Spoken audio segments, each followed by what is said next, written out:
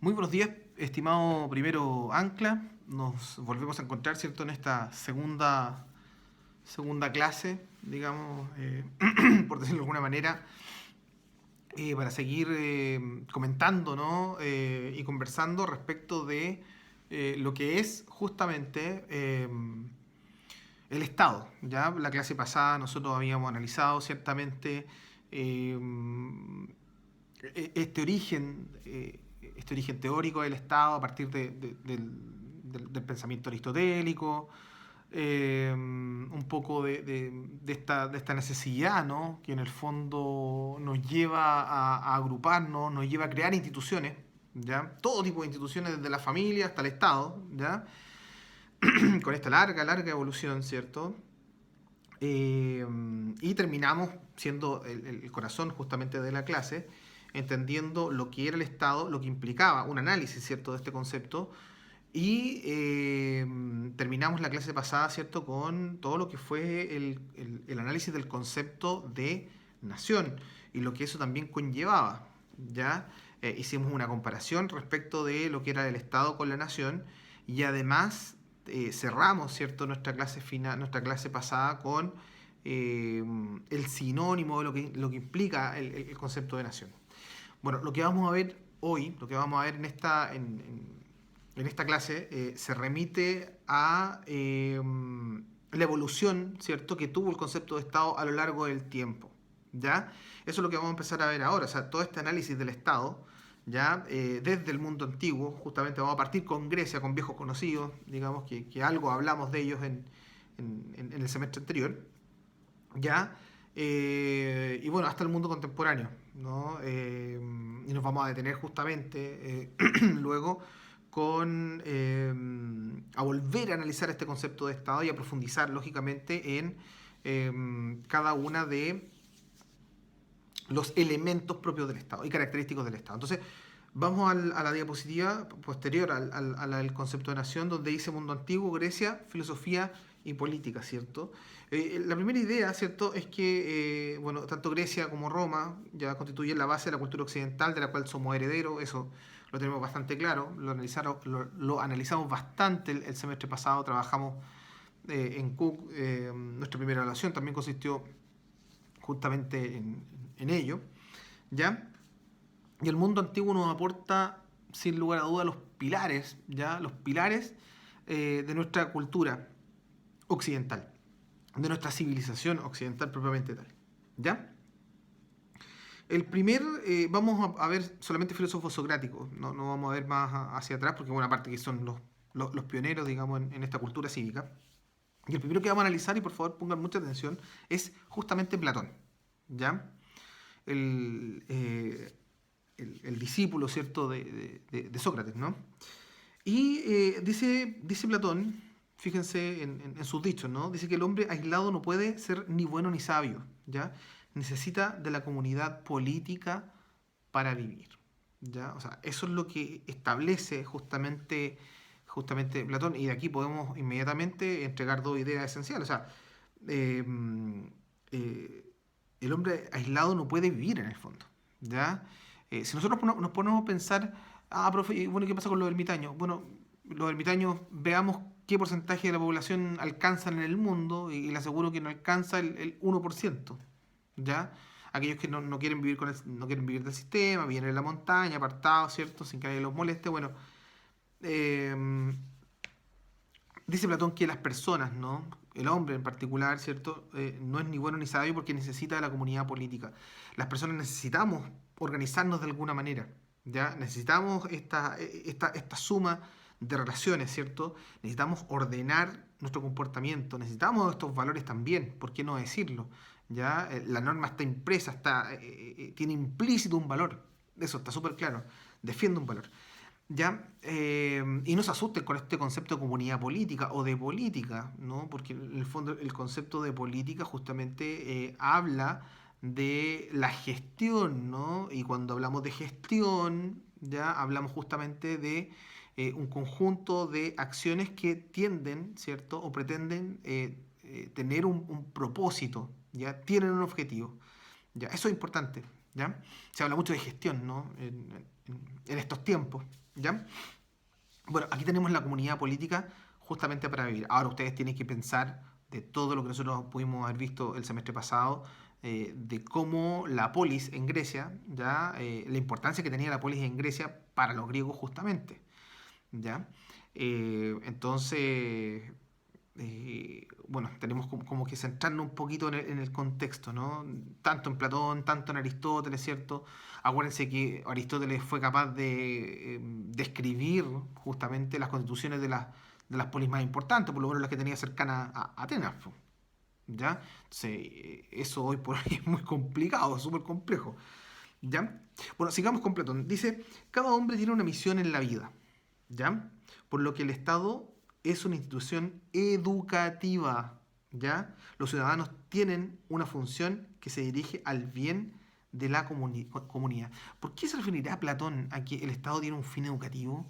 Eh, Porque justamente el Estado tiene que lograr este bien común, ¿ya? Pero no se logra no sabiendo, ¿ya? Nadie puede lograr sus sueños si no es capaz de tener un conocimiento previo de lo que va a afrontar hacia el destino, ¿ya? Es como el paso que ustedes tienen, ¿no? Justamente en la escuela, ¿ya? Tienen que pasar estos años para seguir justamente un destino que ustedes han elegido y han marcado para su vida, ¿ya? Y eso tiene que ver justamente con la función educativa. ¿Ya? El Estado debe educar a sus ciudadanos para que cumplan un rol, para que cumplan un rol en la sociedad. Y por eso que justamente el concepto de justicia platónico tiene que ver con que cada persona debe hacer, ¿cierto? Hacer lo que le corresponde y no tener otro rol que no le corresponda. ¿Ya? Si el panadero se transforma en panadero, bueno, que haga bien su pega, ¿no? De panadero, pero que no sea ni zapatero, ni herrero, ni otra cosa. ¿Ya? Bueno, acá lo mismo. Y ahí está el concepto más claro de justicia de Platón, ¿no? Si cada uno tiene un rol en la sociedad va a andar como reloj, va a ser una sociedad perfecta, vamos a poder encontrar la felicidad porque cada uno de las personas que habitamos esta sociedad va a cumplir el rol, ¿cierto? Y va a aportar un granito, ¿cierto?, a la felicidad y al casi diría yo perfecto funcionamiento, ¿ya?, de esta sociedad. ¿Ya? Aquí hablamos de la polis, lógicamente. Insisto, por eso les digo, remitámonos en el contexto, ¿ya? En el contexto que tienen las polis griegas, ¿ya? Absolutamente. ¿Ya? Luego dice en un segundo punto que la justicia, la prudencia, la fortaleza y la templanza son las virtudes cardinales para alcanzar el arete político griego. Absolutamente. Yo estoy seguro que más de alguna vez han escuchado hablar de estas cuatro virtudes cardinales, ¿no? La justicia, la prudencia, la fortaleza y la templanza, ¿ya? Que justamente son los pilares para el logro, ¿cierto? De este arete, ¿no? De este máximo apogeo, de este máximo esplendor, ¿ya? Político griego, ¿ya? Los griegos nos han legado, ¿cierto?, que la cultura cívica es lo más importante, porque la cultura cívica nos va a entregar los valores para vivir correctamente, vivir bien en sociedad, ¿ya? El problema está en que de alguna manera la evolución, digamos, la evolución humana, la historia humana, chacreó, lógicamente, chacreó este concepto de política, ¿ya? Lo chacreó porque obviamente así como existen buenos gobernantes, existen malos gobernantes, pero los valores no cambian, ¿ya? La política no hay que confundirla con los políticos, ¿ya? Obviamente, la política es un concepto, ¿no? Es un concepto que habla de la buena administración, ¿cierto? Del Estado propiamente tal. Tener una política es tener un método, es tener procedimientos, pero procedimientos que sean correctos, que sean prolijos para la obtención justamente de un propósito, ¿ya? En este caso, un propósito político, ¿ya? Sigamos adelante con un conocido, lógicamente, Aristóteles, ¿ya? Dice que Aristóteles, bueno, esto ya lo retomamos, lo hablamos en la clase pasada, ¿cierto? Habla de que el Estado, ¿cierto?, lo concibe como una asociación de familias, de pueblos, ¿cierto? Primero familia, después pueblos, ¿ya? Motivadas por la necesidad. Acuérdese que el Estado, el origen del Estado se centra en la necesidad, ¿cierto?, que tenemos las personas de agruparnos, ya, de lograr cosas, de administrar, de gobernar, ya, pero de llevar una vida feliz, ¿no? Si en el fondo uno se pone a pensar, el Estado debe otorgar felicidad a sus ciudadanos, ¿ya? Eso es basal, digamos, en esta idea de la política, ¿no? Es más, miren lo que dice Aristóteles, dice que el hombre es un ser social al cual la naturaleza empuja hacia la asociación política. Porque las personas, nosotros, insisto, Aristóteles, yo creo que Aristóteles llega al ADN mismo, ¿ya?, de lo que es el Estado, ¿no? En el fondo, ¿de dónde surge esta idea? ¿Por qué tenemos esta necesidad, cierto, de juntarnos con otros, de armar una familia, de tener amigos, de tener compañeros de trabajo, donde vamos todos, todas las actividades humanas, ¿ya? Tienen una base colectiva. No hay prácticamente ninguna que no tenga una base individual, de orden ermitaña, ¿ya? La esencia de las personas, aquí Aristóteles habla de el hombre, ¿no? Es un ser social, ¿ya? Y por lo tanto, en este ser social hay un impulso, ¿no? Hay una necesidad de agruparnos, ¿ya? Y esa necesidad justamente de juntarnos, de unirnos en familias, de unirnos en amigos, de unirnos en pareja, de unirnos o de realizar acciones colectivas en educación, en transporte, etcétera, etcétera. Bueno, esa necesidad es el fundamento del Estado, de acuerdo a lo que nos señala Aristóteles. Sigamos con lo que nos apunta Aristóteles. Dice que el derecho, este conjunto, cierto, de normas, ¿no?, es la regla de vida para la asociación política. Absolutamente. Absolutamente. O sea, una cosa es que nosotros armemos conjuntos de personas, ¿cierto? Nos unamos, ¿ya? Podamos proyectarnos, qué sé yo. Y la otra muy distinta, ¿cierto? Muy distinta es que no tengamos o que vivamos en anomía, es decir, sin absolutamente ninguna regla, ¿ya? Ahí viviríamos como animales y ahí retrocederíamos, ¿ya? Acuérdense de esta comparación que realizaba Aristóteles, ¿cierto? En un Cook que realizamos, esta comparación que se realizaba entre las personas, ¿cierto?, y las abejas y las hormigas, ¿ya? Hobbes, de hecho, Hobbes criticaba justamente este pensamiento aristotélico, porque Aristóteles decía que sí, que bien, que las hormigas, que las abejas trabajaban en conjunto, tenían fines, qué sé yo, pero comparar al ser humano y con los animales en general hay un salto muy cualitativo y tiene que ver justamente con la razón, ¿ya? Lo veremos en su momento, ¿ya? Dice, la felicidad consiste en el ejercicio y aplicación completa de la virtud, ¿ya? Miren qué interesante. La felicidad consiste en el ejercicio y aplicación completa de la virtud. Es decir, nuestra máxima realización, ¿ya?, es la que finalmente nos va a conceder eh, felicidad, ¿ya?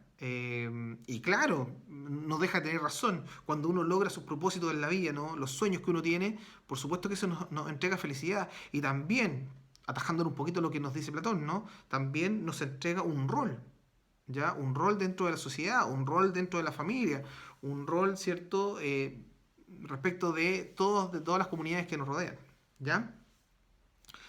Finalmente, Aristóteles dice que monarquía, aristocracia y democracia son formas puras de gobierno, en esta evolución, ¿cierto?, que él logra construir, delinear, como también establecer que existen formas impuras de gobierno, ¿ya? ¿Se acuerdan cuál era o no? De la monarquía degeneraba a una tiranía, de la aristocracia se degeneraba a una oligarquía y de la democracia se degeneraba hacia la demagogia, que no se lo olvide, ¿ya? Eso lo vimos el semestre pasado. Nos vamos a Roma ahora. Luego de haber visto a Platón y Aristóteles, nos vamos a Roma, ¿cierto? Y de Roma vamos o por lo menos que integren esta historia romana, ¿cierto? Vamos a hablar primero del más importante. Algo habíamos hablado de él en el concepto de historia, una de las primeras clases, se las recuerdo. Vamos a hablar de Cicerón, ¿ya? Cicerón del siglo I a.C., contemporáneo de toda esta crisis política, ¿cierto?, y moral que tuvo la República Romana. Aquí estamos hablando ya de la República Romana, ¿ya? Un tremendo pensador, un tremendo político, orador, historiador también, ¿Ya?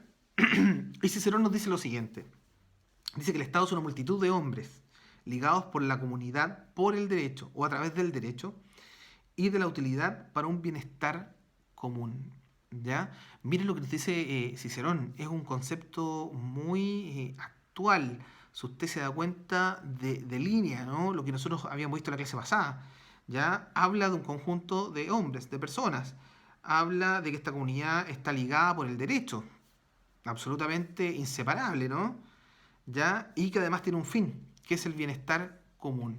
Es decir, aquí ya Cicerón es, bueno, y aquí tenemos una historia lógicamente mucho más avanzada, estamos en el siglo I antes de Cristo, tenemos una república romana, entendiendo lo que significa este concepto de república, que los griegos quizás no lo disfrutaron tanto, ¿no? Los romanos nos mostraron esta evolución política de importancia, pero los griegos no pudieron disfrutarla, digamos, justamente en el siglo V por todas estas guerras, ¿cierto?, que tuvieron. Primero eh, la guerra de las guerras médicas, ¿cierto?, con los persas, y luego la guerra del Peloponeso entre ellos mismos, donde finalmente arruinaron, digamos, toda su historia y su vida política.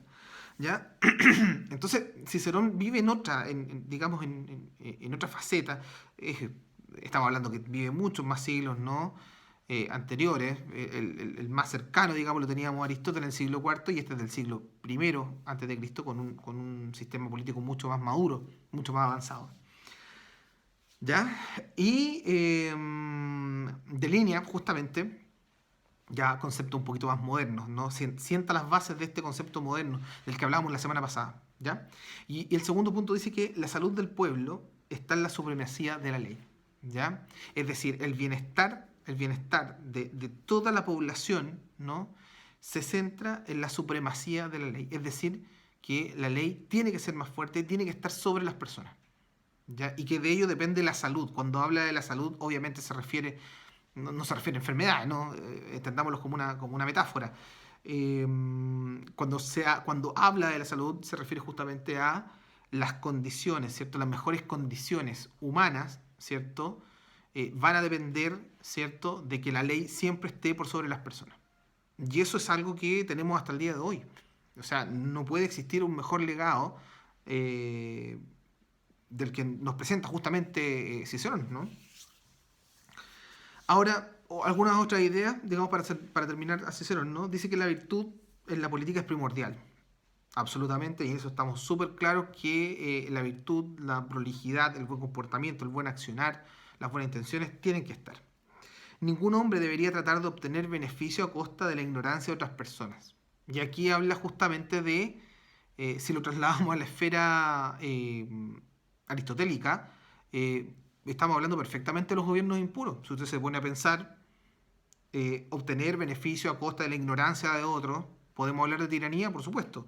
Podemos hablar de oligarquía, por supuesto. Podemos hablar de demagogia, pero claro, como anillo al dedo, justamente en un sistema republicano. ¿Ya?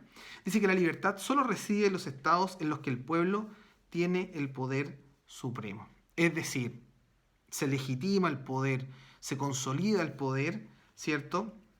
Solamente en los estados donde el pueblo tiene el poder supremo. En una república, por ejemplo, en la república, eh, el pueblo, o sea, perdón, el poder reside en el pueblo, ¿ya? Lo que pasa es que el pueblo delega este poder, ¿cierto?, a unos pocos elegidos, ¿ya? Y nosotros, Chile, ¿cierto? Acuérdense que el artículo 4 establece que Chile es una república democrática, ¿ya? Nosotros tenemos este sistema republicano y democrático, donde el pueblo, ¿cierto?, donde el poder, la soberanía reside en el pueblo. Pero el pueblo elige, ¿cierto?, a algunas personas para que los gobiernen, ¿ya? Y eso está bastante... yo creo que queda muy claro, ¿no? Luego tenemos a San Agustín, que ya son mucho más posteriores. Aquí ya no estamos hablando de la República Romana, ¿cierto? No estamos hacia el fin de la República Romana. San Agustín, imagínense, 354, año 430. Ya estamos hablando de que San Agustín es contemporáneo de la división del Imperio Romano con Teodosio el Grande. Ya estamos en la decadencia del Imperio Romano. Espero que se acuerden, ¿no? En este periodo llamado el Dominado, ¿no?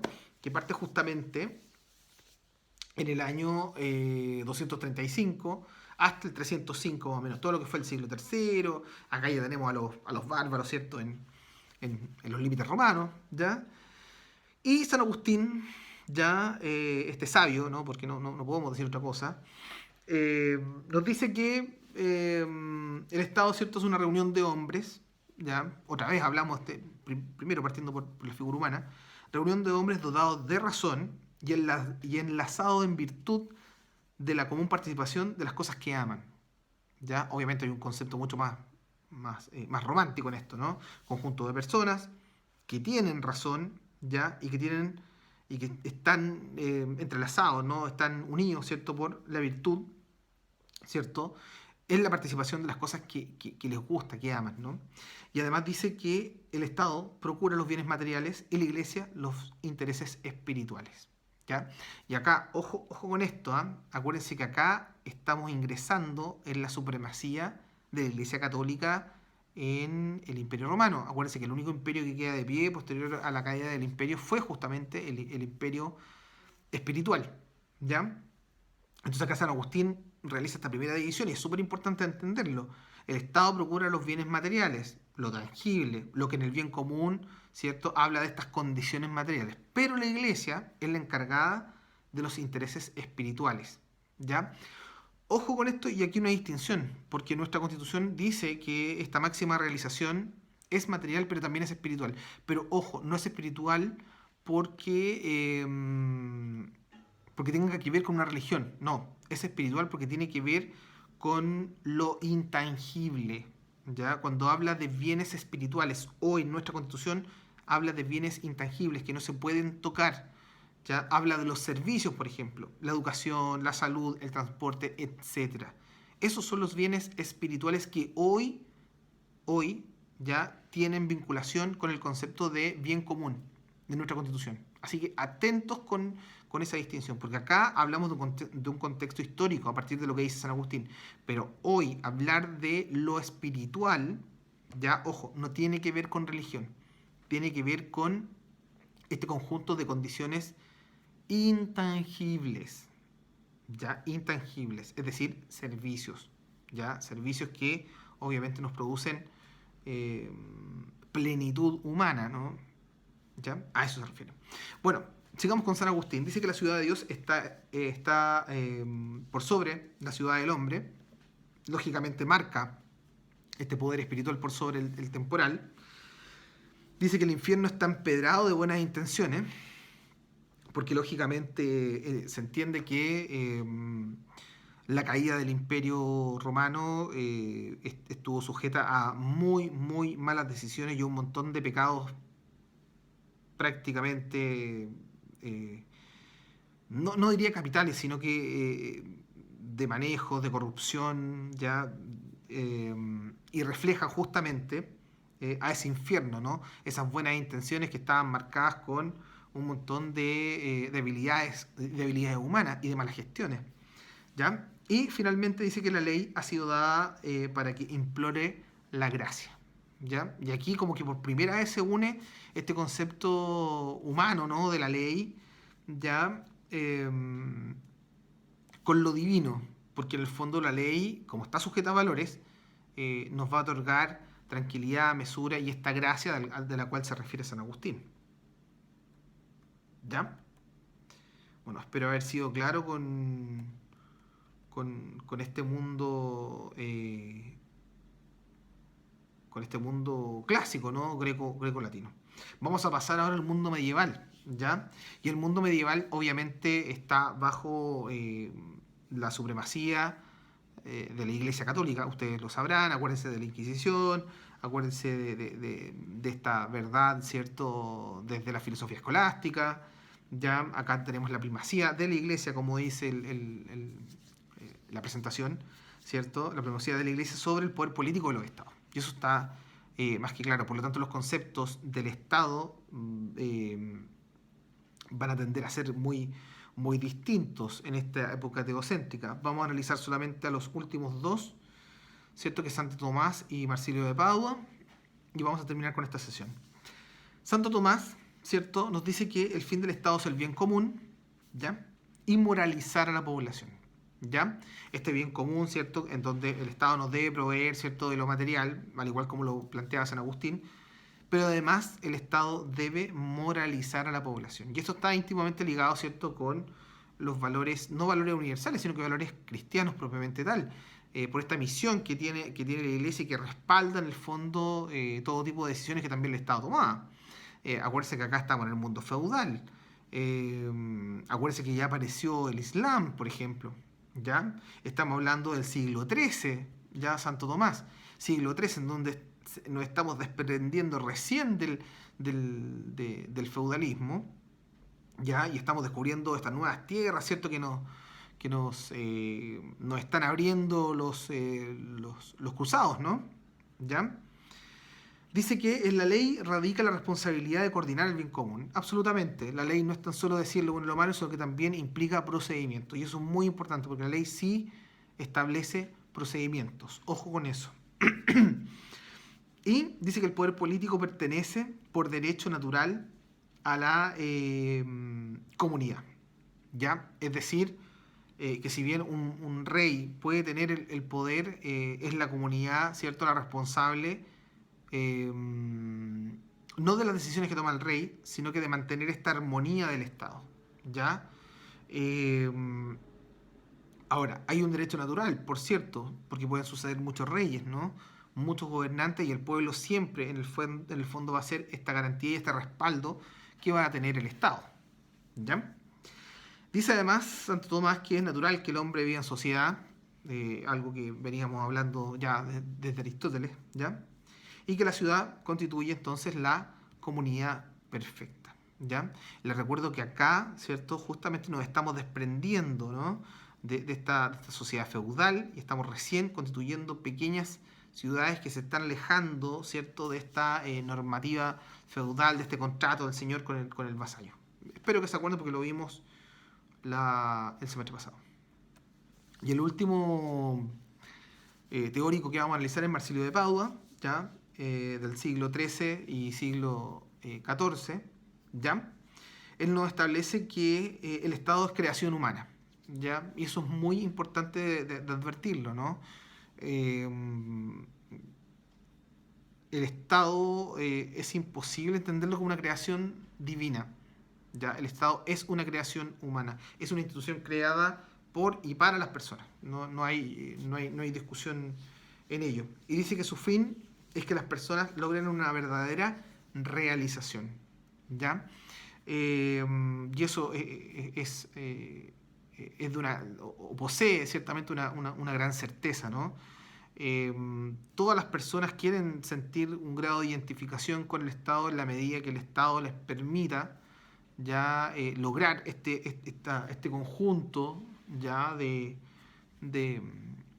realizaciones posibles, tanto materiales como espirituales. ¿Ya? Dice que el poder político está en manos de la voluntad de los ciudadanos, absolutamente. ¿Ya? Y como les decía recién, el pueblo en general es la gran garantía y el gran respaldo que tiene el Estado. ¿Ya? Porque si el Estado está mal administrado, el pueblo tiene que manifestar, digamos, su apruebo o su rechazo, en este caso, en torno a la gestión de sus gobernantes. Eso está muy, muy claro, y esta es una idea que viene ya, estamos en siglo XIII, siglo XIV, imagínense. Dice que Marsilio de Padua es pionero en el concepto de soberanía popular, ¿ya? Es decir, poder popular, poder en el pueblo, ¿ya? Debido a que consideraba que el poder legislativo pertenecía justamente al pueblo, ¿ya? Este concepto de soberanía popular se viene a retomar y viene a ser muy fuerte, ¿no? Lo vamos a ver en la próxima clase, lo que fue el siglo XVIII con la Revolución Francesa, ¿ya? Con un rey, ¿cierto?, que estaba muy, o que tenía a un pueblo, digamos, sumido en la pobreza, con una gestión muy inoperante, ¿no? Una gestión política muy inoperante. ¿Ya?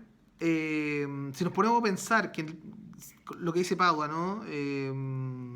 Si el poder legislativo pertenece al pueblo, por supuesto, ¿ya? Hoy, en una república democrática como la nuestra, ¿ya?, nuestros representantes, es decir, a quien yo he otorgado ciertamente mi poder, y eso lo vamos a profundizar con Hobbes, ¿ya?, en unas próximas clases, yo entrego este poder, ¿cierto?, a una persona por la cual yo elijo, yo opto, ¿cierto? Y, eh, y claro, y justamente este fundamento está en que el pueblo tiene el poder, ¿cierto? Y verá cómo lo ejerce, ¿no? Si lo delega, si lo toma, digamos, como lo eran las polis. Lógicamente uno no puede comparar. Acuérdense la comparación que hablamos alguna vez de la democracia griega y la democracia chilena. Ya la democracia griega era directa porque lógicamente los ciudadanos eran muy pocos y podían, digamos, participar ellos mismos de las leyes, pero aquí es muy difícil que los 8 millones, digamos, de ciudadanos se metan en el Congreso Nacional y puedan efectivamente sufragar o convertirse en autoridades políticas, ¿ya? Y esto es parte de todo un sistema político, ¿ya? Absolutamente. Bien, querido primero Ancla, lo vamos a dejar hasta acá por hoy. Espero que hayan entendido un poquito esta evolución, tanto en lo que ha sido el mundo antiguo como el mundo medieval. Próxima semana vamos a ver el mundo moderno, nos vamos a detener en Maquiavelo y en Hobbes, ya que son, digamos, los grandes teóricos los grandes teóricos políticos actuales, y yo creo que ahí vamos a tener un poquito más de profundización. Quizás veamos solamente Maquiavelo y luego veamos Hobbes. Vamos a tratar de avanzar en esto lo máximo posible, quizás también en la clase del día jueves. Así que nos vemos el día jueves, que estén muy bien, cuídense mucho y estamos en contacto.